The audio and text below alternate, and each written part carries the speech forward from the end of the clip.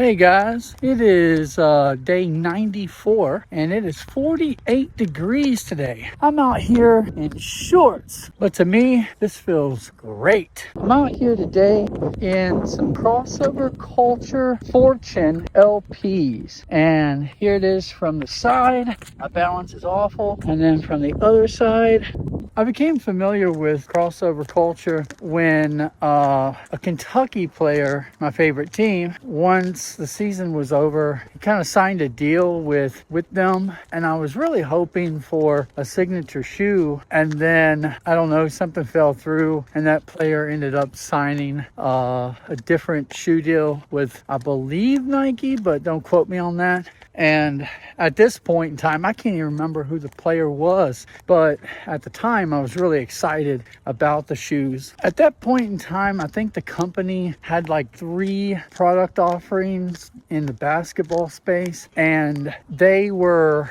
the players just signed on and then they would wear that gear. Over the years, I had been meaning to pick up one of those pairs. I think one was like the Sniper, and then Fortune. I can't remember what the other one was. Might have been the KO or something, but I just never got around to it. So finding these shoes pretty rare at this point, and even if you do find them, it's kind of hard to find them in your size. Unfortunately, I was able to find this pair and it was in relatively good condition, so happy to have them. So I can tell you from a traction perspective, these shoes, like, I've had them on hardwood floor and the rubber is still very soft and supple and just grips. So the traction, even to this day, is really nice. Now these shoes, I want to say they were released in 2018. So we're talking 8 years now, guys. From a cushion perspective, I could say as soon as I put them on my feet, I instantly felt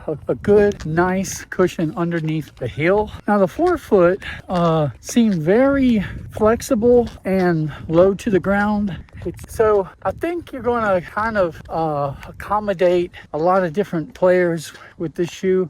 Bigger guys are going to appreciate that heel protection when they're coming down, but guards will appreciate that court feel if they're playing up on the balls of their feet. So I think it's a kind of a good, like, in the middle shoe for basketball, but I don't personally like all the flexibility there in the front of the foot. It seemed very, it doesn't seem very well contained. Like, if you were like running really hard and you had to do a cut, I don't know how well it could like hold you in. From a fit perspective, these things just really aren't long enough. My toes were pressed up against the very tip of the shoe. I had to take everything back off and clip the toenails, which were already clipped like 2 days ago. And I clipped like probably a 16th, not even a 16th of an inch off the toes, just to give, and all the way back to the quick, just to give a little bit of pressure off of the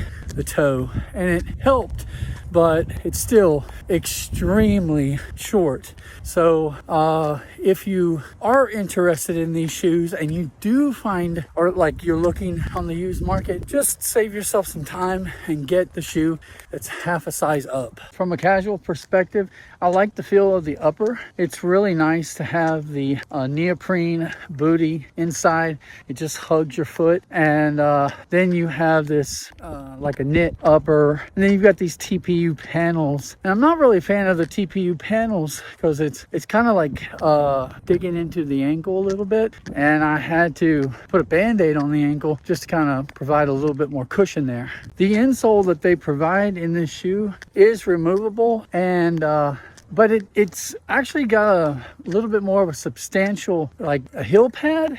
So that's definitely going to provide a little bit more comfort in the heel. I was able to get my 3/4 length orthotic in the shoe, and I'm wearing that. No heel slip or anything, so that's good.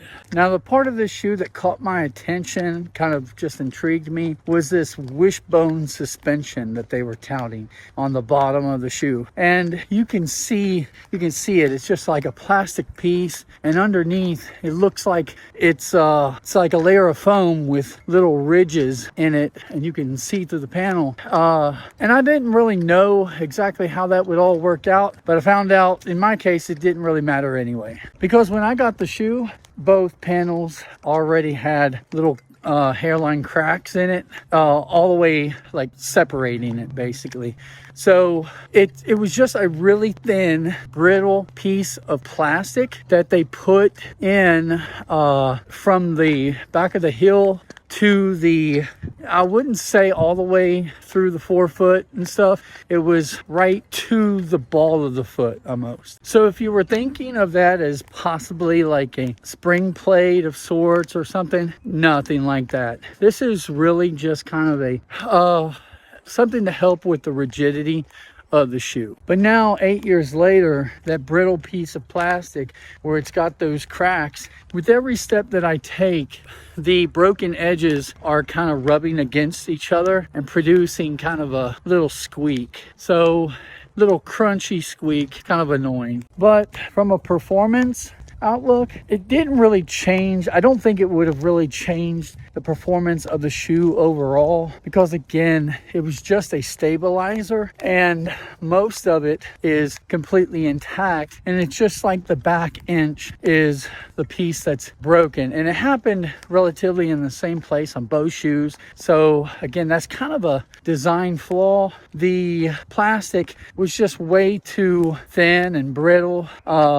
Yeah, just kind of a bad design. Looks cool, interesting, but not practical. Overall, I'm still really happy that I picked up these shoes. There are definite things that I wish were better on the shoe, but for an upstart company, it was a good first effort. And the best part is, as of 2026, when I look up the company's website, it's still there. Looks like you can still order some product. They've got updated shoe lines with many more offerings. I think they still have a Sniper. They still have a Fortune, but they've changed. They've evolved. And so I'm interested in checking out some of those as well. And I'll probably go ahead and order them fresh off the website. I've been in these shoes for 40 minutes now, and they're not completely murdering my feet. So I appreciate that. From a casual perspective, I think these are okay. It takes a little work to get into the neoprene booty because they didn't put a kind of a little heel tab on the back of that. That could have made a big difference. But overall, the shoe is just really nice, and with some tweaks, but overall pretty good. Well, that's going to do it for me. Hopefully I'll see you guys tomorrow.